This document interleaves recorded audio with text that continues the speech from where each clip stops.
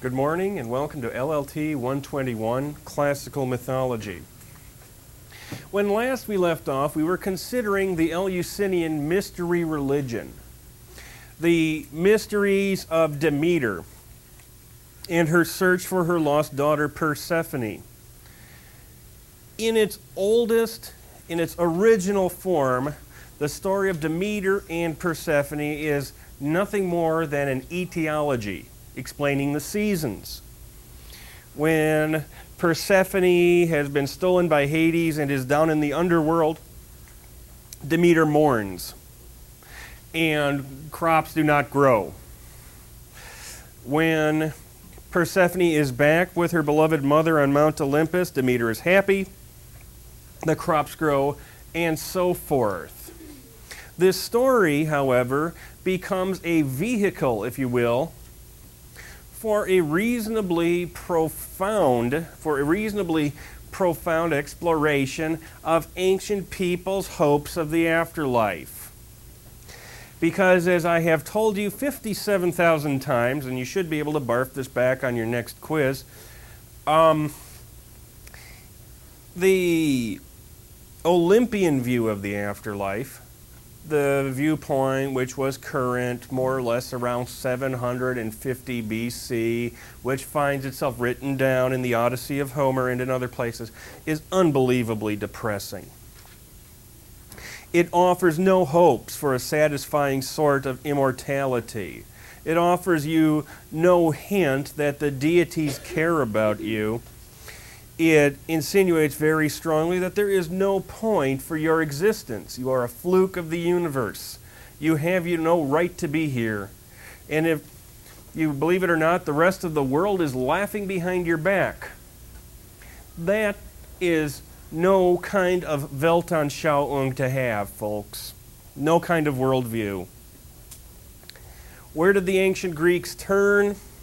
Well, we've discussed already the philosophical viewpoint, but in the Eleusinian mystery religions, the ancient Greeks came home to Mama, the earth goddess, Demeter. The name Demeter can be explained as a dialectal form of Mother Earth.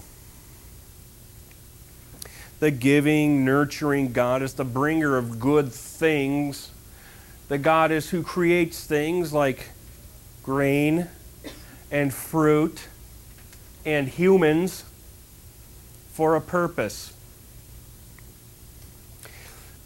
Casting aside all of the weird details of the mystery religion as preserved for us in the Homeric hymn to Demeter, what is this Eleusinian mystery religion basically about?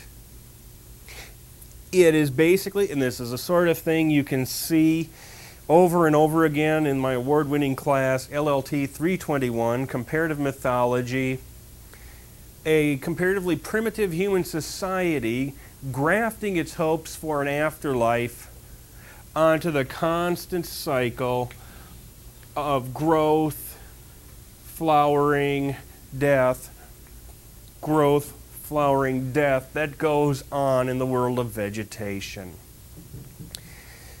The ancient Greeks, the more primitive ancient Greeks, used this cycle of growth and death and decay to explain the creation of the universe, to explain the creation of vegetation, the old hieros gamos theory. A more advanced and more sensitive variant of that civilization uses the myth to explain how, like the grain, we grow. Like the grain, we have joy, we have fun, we have our season in the sun, and then we die and rot. That's depressing. Fortunately, the grain comes back. And that's the thing that I'd like to focus on right this second, the fact that the grain comes back. We've encountered this in any number of versions. It's very well attested, I believe, in the New Testament and no doubt in the Old Testament as well. This motif that just as the grain grows and flourishes and dies and returns to the earth and more grain is born again, the same thing works for us. I have no idea, nor does anybody else who is honest, how precisely this ties in the growth of grain, the death of grain, the decay of grain, ties into this specific Eleusinian mystery religion, because it is, after all, a mystery religion. The most comfortable theory about the quote-unquote holy things, the things which must be shown, is that it is an ear of grain.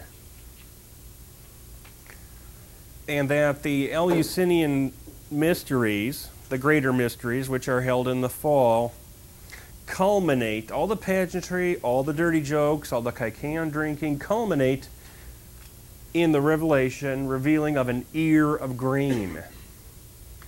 A symbol of constant birth, growth, death, rebirth, growth, death, so on. Pause for a question, Jeremy. Okay. Any questions on that? That's kind of depressing sounding, I know.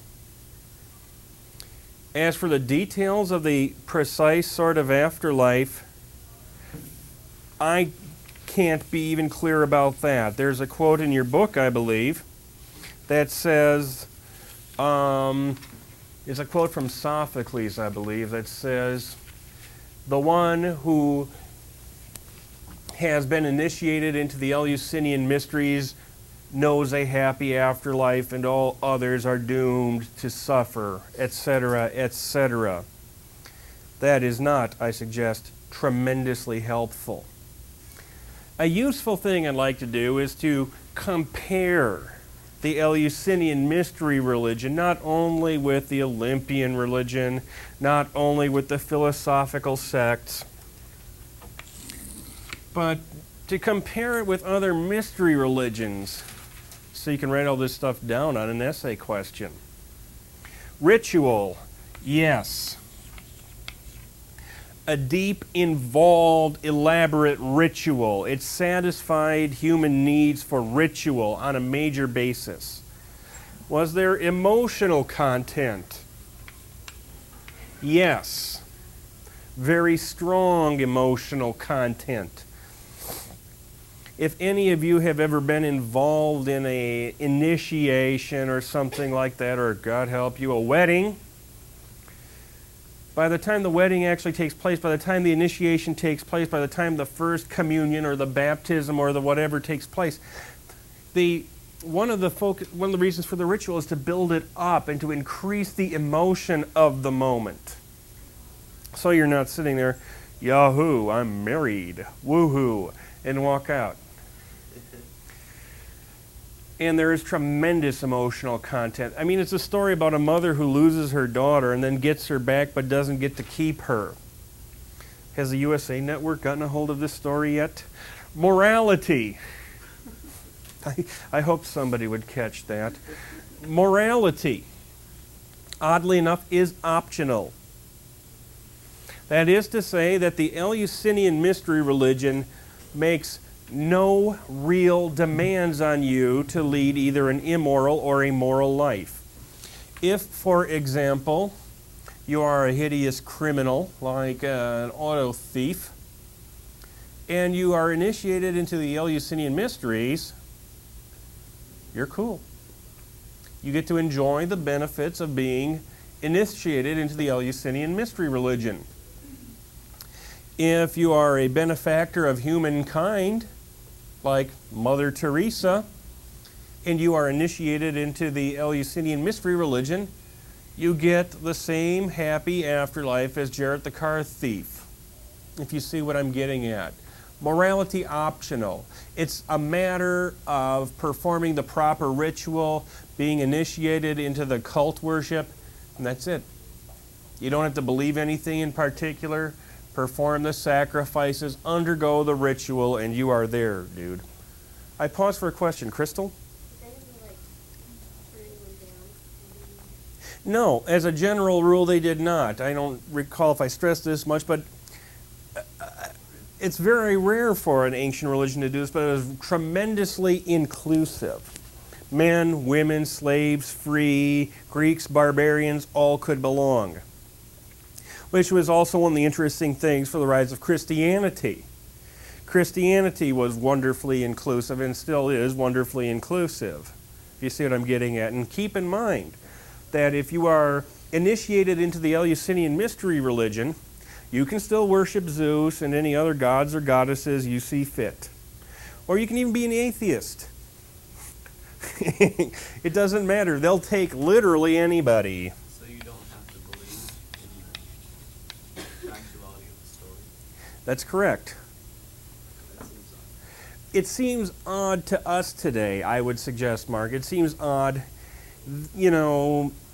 to someone raised in the Judeo-Christian tradition, but not so much to these people. Because, like Marcus Tullius Cicero, God knows I've lived with that guy long enough. I wrote a dissertation on him. Here was a fellow who undoubtedly did not believe that the rain was the sky god doing it with the earth mother. All right? Here was a fellow who was conversant with all of the scientific theories about the content of the universe, including, by the way, the atomic theory, which was about 4 centuries old by the time of Christ. But he was initiated, and he had a tremendously emotional experience there. He didn't talk too much about the details, but Cicero is somebody from antiquity I happen to know fairly well. I am positive he did not believe that one day the earth opened up and Hades came roaring out of the underworld and dragged off Persephone, but he was initiated anyway, and it was a powerful experience for him. I know. Other questions? Yes? You said that you wanted me to bring up the question of if there were any details on the stuff they did in the Eleusinian mysteries, like initiation stuff.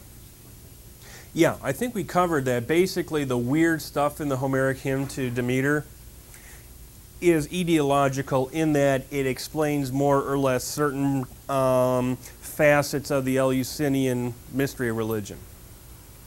Okay, let's cover this. Rebirth, yes, we don't know how. It's never spelled out. But supposedly, just like the grain, just like the wheat, just like the corn, just like the weeds in my backyard, we too will pass into the earth, and we too will be reborn. It's never spelled out. It's one of these leap of faith thingies. Is there a resurrection story? Yes, absolutely. The story of Persephone, who symbolically dies when she is taken down to the underworld by Hades, and is symbolically reborn when she gets to join her mother. Repeat ad nauseam. Finally, was it acceptable? Was this religion acceptable to states and governments? Again, the correct answer is yes, with 3 exclamation points. The city of Athens in beautiful ancient Greece was probably, for better or worse, the focal point of Greek culture. That is not to say that their dialect was the only dialect. It wasn't. Or that their wars were the best wars, and they were the most powerful, and they kicked butt the most. That's not necessarily true either. But Athens did have well more than its share of people who wrote things. Athens did have more, way more than its share of people who painted things and built pretty monuments and stuff. With the result that Athens is the best known of all ancient Greek cities because of the great cultural achievements of the people who lived there. Conservatively, estimating 80 to 85% of what survives of ancient Greek literature was produced either in Athens or by people who were from Athens or by people who moved to Athens. It was that prevalent. And Athens did have its day in the sun. Athens did have, in the second half of the 5th century BC, a tremendous empire. And one of the salient features of the Athenian government, one of the things that the Athenian government liked to encourage, was participation in the Eleusinian mysteries. It's believed that the Athenian government, no matter who was in power, the conservatives, the radicals, the kings, the tyrants, they saw the value of having everybody possible in Athens, the slaves, the freed people, the women, the men, on the same page, religion-wise. Ugh, what a horrible adverb.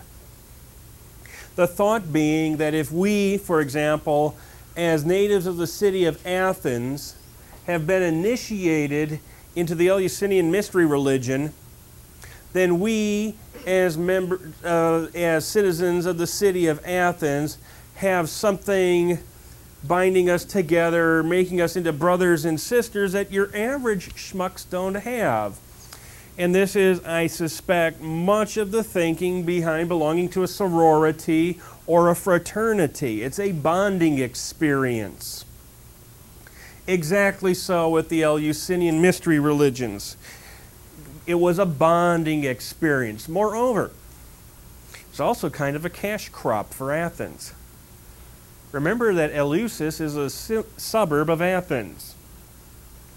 Keep in mind that people traveling from the four corners of the Mediterranean world to come and be initiated at the Eleusinian mysteries generally had to go through Athens.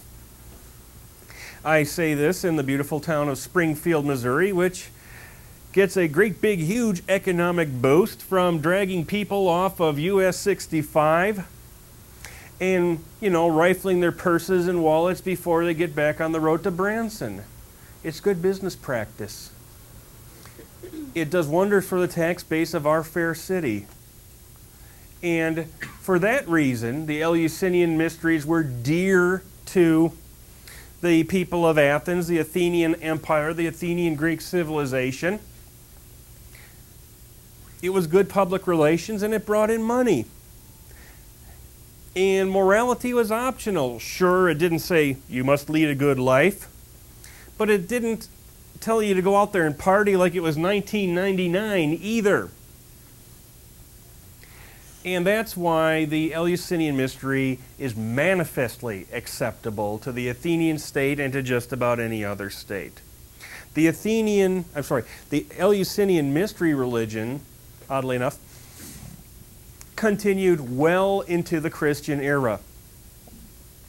I believe it was shut down only in the 4th century AD by the Christian emperor Theodosius, who was tired of the competition.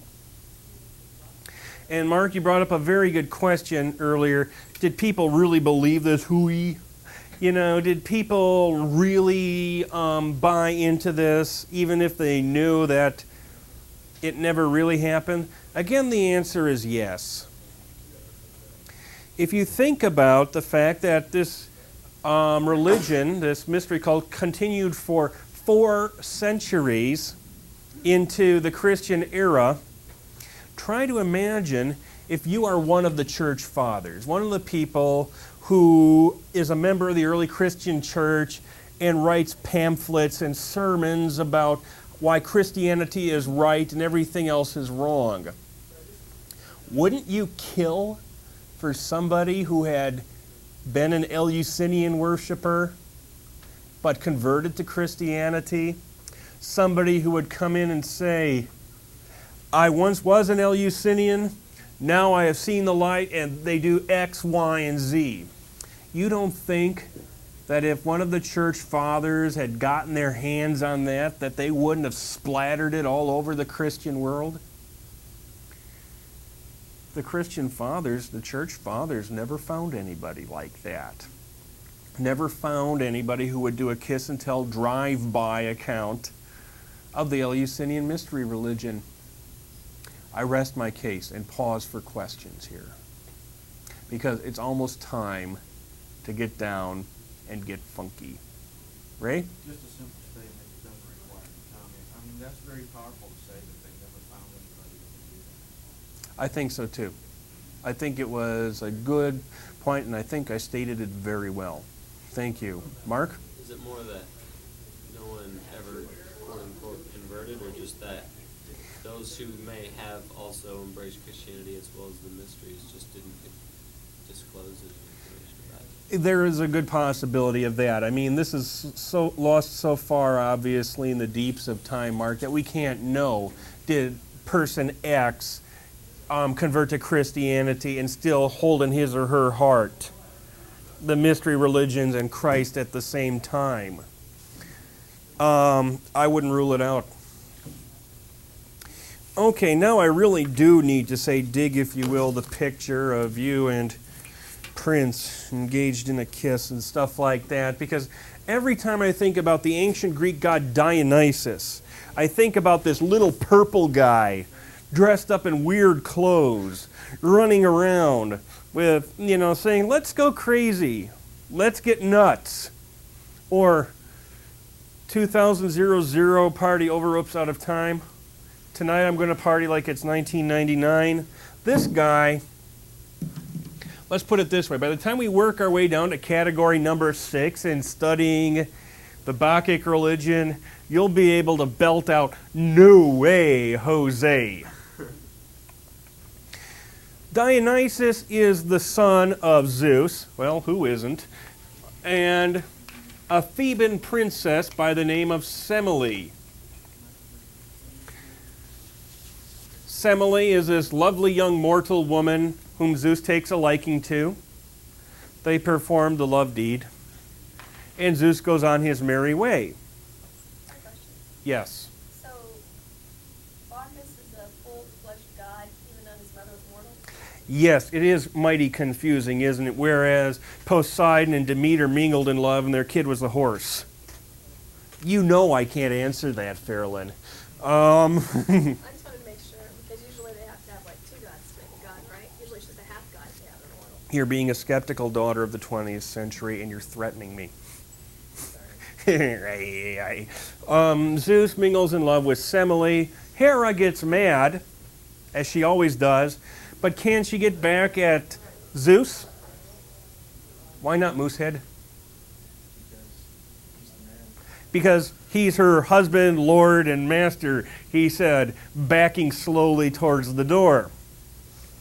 So she decides to get even with Semele.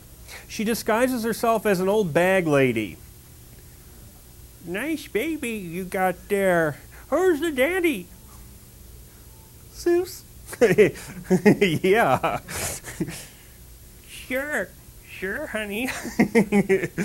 Yeah, it really is Zeus. This girl is kind of an airhead. Prove it.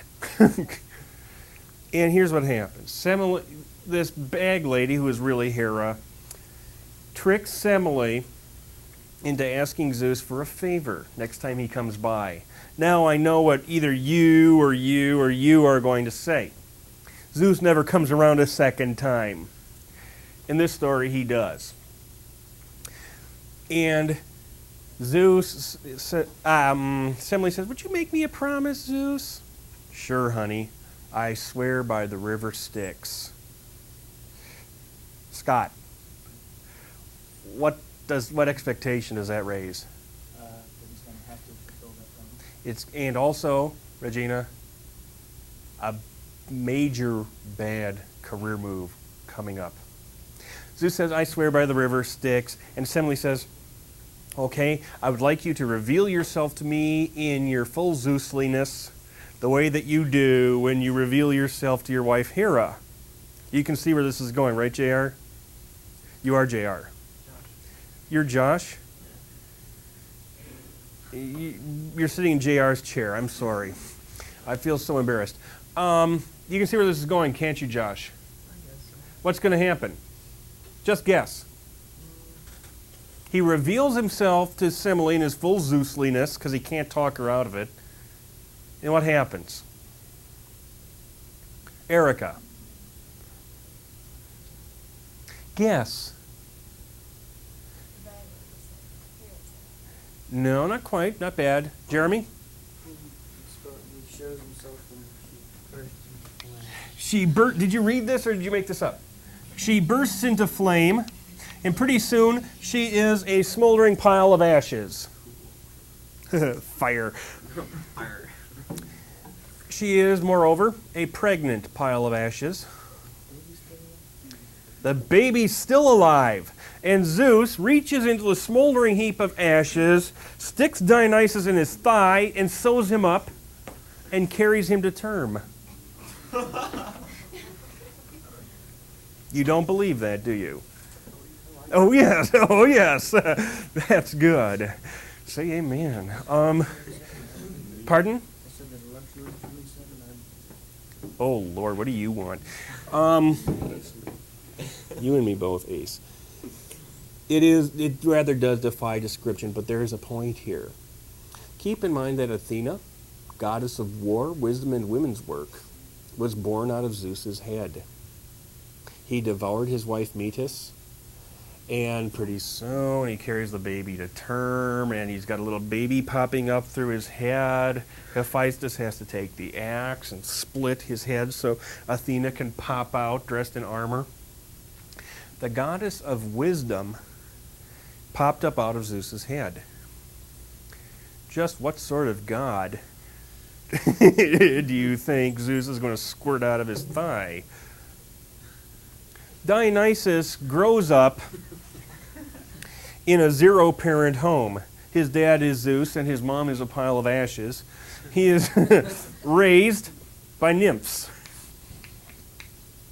Nymphs are semi-divine, totally gorgeous babes in Greek mythology who do it all the time. They're just lusty and zesty. Satyrs are studly-looking, semi-divine guys who are also very sexually promiscuous. Satyrs and nymphs are always having sex and getting drunk and having sex and stuff like that. Dionysus is raised by nymphs and satyrs and grows up to be the god of wine, partying, in ecstatic possession. Ecstatic possession. It sounds horrible, doesn't it? Does it sound like the thing that, you want your little kid to encounter? And to make matters worse, Dionysus is always this red-faced guy who looks like he's completely schnockered. And, he's got pancake makeup on and a Carmen Miranda hat on and little hair, and he's wearing his little leopard skin, and he's holding his little jug of Mad Dog or something like that. Always plastered out of his gourd, hanging around with nymphs and satyrs and stuff. He's got a really ugly buddy named Silenus, the ugliest human being in the whole history of Greek mythology.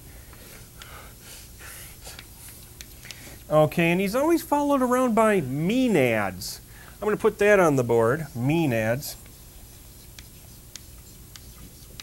who are women dressed in leopard skin outfits, carrying sticks, and running around dead drunk through the fields going, woo-hoo, woo-hoo, woo-hoo. I kind of like the idea of women dressed in leather skin things, getting dead drunk and running around going woo-hoo, woo-hoo, woo-hoo. Unless it's my wife, or my mom, or my daughter. I don't like that idea at all. You can see where this one's going. Dionysus is also, how to put this, the externalization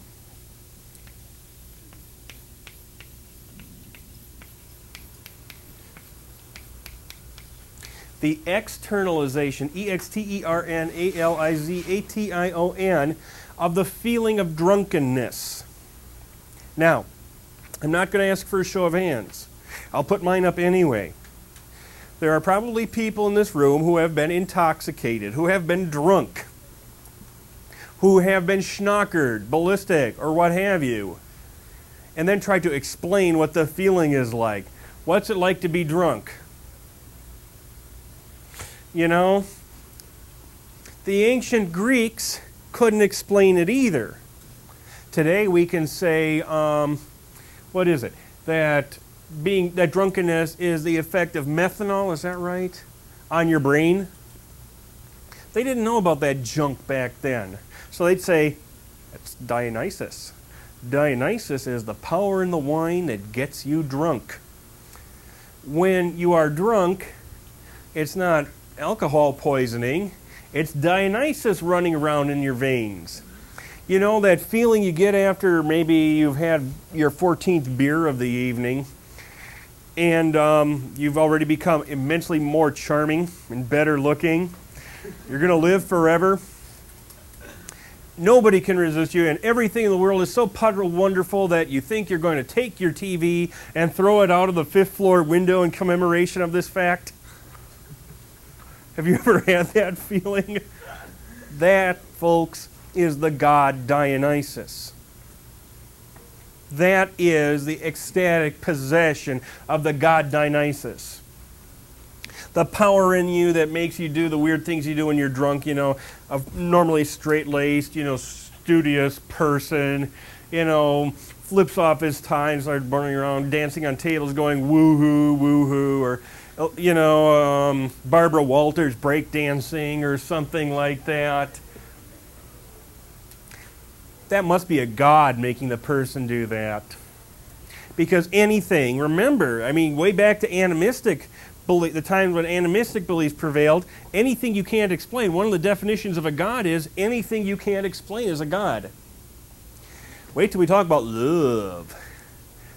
Aphrodite is the externalization of love. Because if you think being drunk makes you stupid, try falling in love. That makes you an idiot. Dionysus is the externalization of the power of the roaring god Dionysus. Question? You just stated the same thing. You said Dionysus is the externalization of Dionysus. As he is.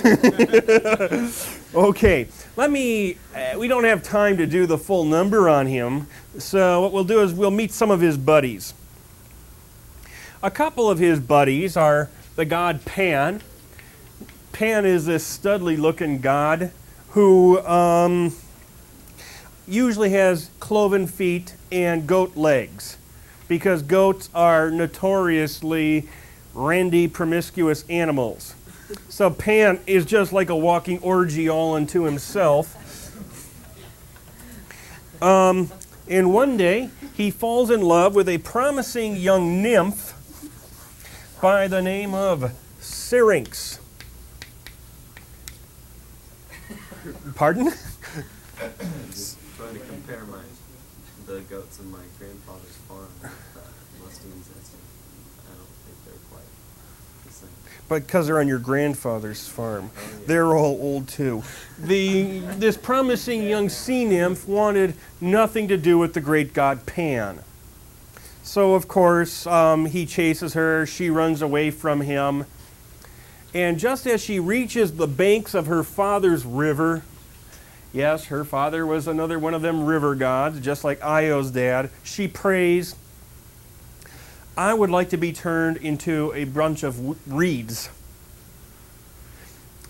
I know. Why a bunch of reeds? You could pray to be turned into a Sherman tank, and then you could turn around and blow his you-know-what away.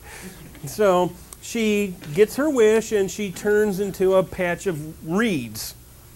Pan arrives on the scene. Darn. And he says, well, all right, since I can't have you as a lovely young maiden, he cuts off the reeds and sticks them together with wax binds them together with a string and creates an instrument known as the pan flute. And who is the master of the pan flute? Zamfir. And when Zamfir gets a theater in Branson, I'm bailing out. Okay. Another promising young river nymph is named Echo. Echo, E-C-H-O, is another promising young sea nymph, river nymph or something, who spurns Pan's advances. She runs away from him. He runs after her. She's gaining on him, so he gets mad. He spreads something known as panic. He plays his pan flute and does wild dances until all the local shepherds go nuts. This is the official definition of panic, the etiology of panic in ancient Greek mythology.